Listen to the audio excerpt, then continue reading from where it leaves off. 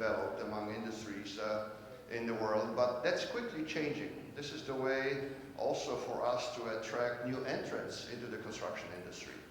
Students are flocking into construction management programs because they believe that the future of construction is really high tech. So why are we talking about Industry 5.0 right now? Well, before we do that, let's just look at what we have today. We have physical domain automation. We have automation technologies that are permeating various areas of industry. Some are better automated than others. In the construction industry, a good example of the activity that's almost fully automated is the production of ready-mix concrete. These factories employ a minimum number of employees. They have recently relied almost totally on automated technologies for crushing the stone, delivering all the ingredients, cement, water, and of course aggregate mixers, all running in automated modes. Then even delivery of ready-mix concrete onto the trucks is automated, and then of course transportation is still driven, but once we have autonomous trucks, even that part of the process will be automated.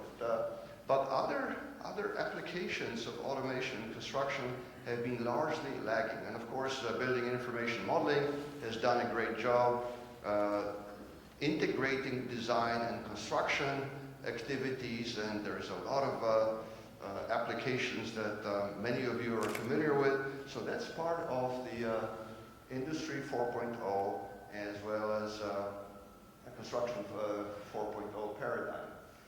We of course have technologies for modeling and simulation that are widely used to optimize certain processes. I remember when I was a graduate student at Carnegie Mellon, that's where Burcu Akinci is working right now. I was there long before she arrived there, but at that time we were pioneering some of the technologies that would allow what we now know as present-day modeling and simulation in construction. We have ability to digitize many of the processes and show how they can benefit from information technologies applications. We can convert physical reality into virtual reality. Of course, we talked about yesterday, keynote speakers and other speakers talked about our ability to generate virtual realities and then connect those virtual realities back to physical realities and know how these technologies can take advantage of the power of computing devices as we know them today. So here are just some of the examples of these technologies. None of them need a particular introduction, from 5G all the way down to neural network applications. It would take me days, if not weeks, to give a full account of what these technologies can do for the construction industry. There are many applications that are well documented in research publications. Still, for many of them, there is a long way to practical applications in the industry. Nevertheless, all of this is already taking place. Just to single out one application of blockchain technology. Blockchains are of course, responsible for the rise and hopefully not the fall of digital currencies.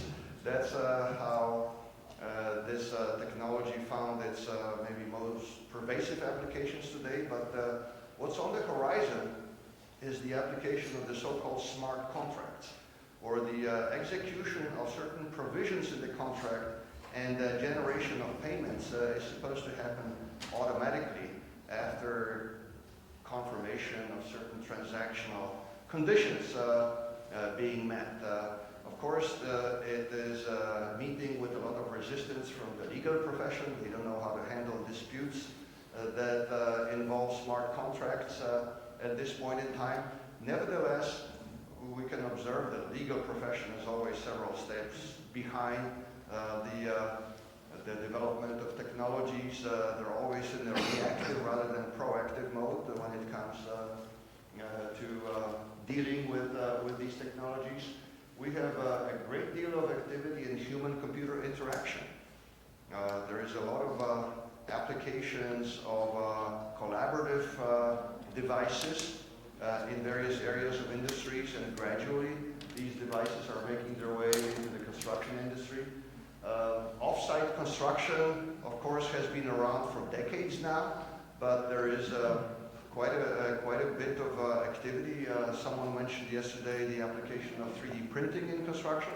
This is certainly a very promising area, although still in the research and development stages, despite the fact that there are companies already offering constructed components that are 3D printed for installation on project sites.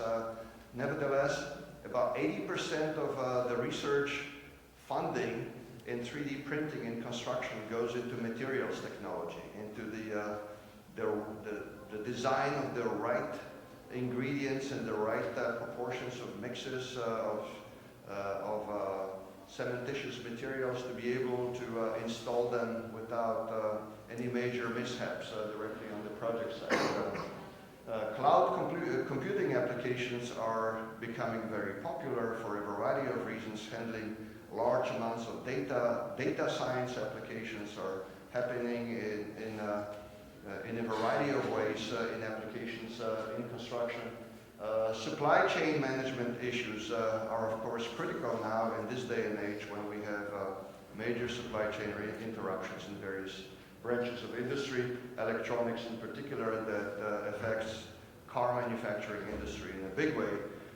Similar issues are beginning to emerge in the construction industry as well. So, long list of technologies, not enough time to address each of them individually, but here are just some of the examples of what's happening in construction. So 3D printing that I just mentioned. A number of companies, in fact dozens of companies around the world, are pursuing small projects for 3D printing applications. The municipality of Dubai has contracted with a major Chinese company that is now quite famous in China for the development of small components, small modules, buildings that are stacked up on, these modules are stacked up on top of one another and allow for 7-story office buildings to be printed, to be 3D printed and constructed in that technology. So in Dubai they have small office buildings, they have air-conditioned bus stops, and imagine a temperature of 50 degrees Celsius or higher where you have to wait for a bus. That's almost impossible. You have to walk into one of these facilities and actually wait there. Circular structures are also being developed using 3D printing technologies, and one of the advantages of 3D printing in construction is that it frees up the architect's imagination to produce shapes that otherwise would be conventionally impossible because of cost, because of lack of availability of formwork. You can produce these shapes that are entirely up to the desire and imagination of an architect. When I lived in Abu Dhabi for 2 years, a decade ago, there was already that appetite for non-conventional structures. Hardly anyone at that time was designing straight-up rectangular shaped buildings. Every building that was supposed to make an architectural statement had to be sort of leaned and twisted a few times, and of course that would triple, quadruple, or quintuple the cost of concrete formwork if this was supposed to be a reinforced concrete frame building. Nevertheless, they developed some pretty innovative formwork technologies to handle such buildings. But 3D printing really frees up a new realm of possibilities that simply were not in existence at the time before 3D printing technology. So another example is adaptive robotics. Construction site is just the opposite of an assembly line. On an assembly line you have stationary robots that are fixed to the ground, bolted to the floor, and an assembly line, the product moves on the assembly line and the robot produces the same object over and over again, same motions, sometimes no need for physical sensing, just an execution of highly repetitive tasks. In construction, it's just the opposite. You have a stationary work product, a building, any kind of structure, and the robots must move around. So mobility is extremely important. And up to this point in time, most of the applications of robotics in construction were single-use, single-application robots, just developed for one purpose. Yes, they were reprogrammable, but the economic feasibility actually prevented these devices to be used for multiple types of tasks.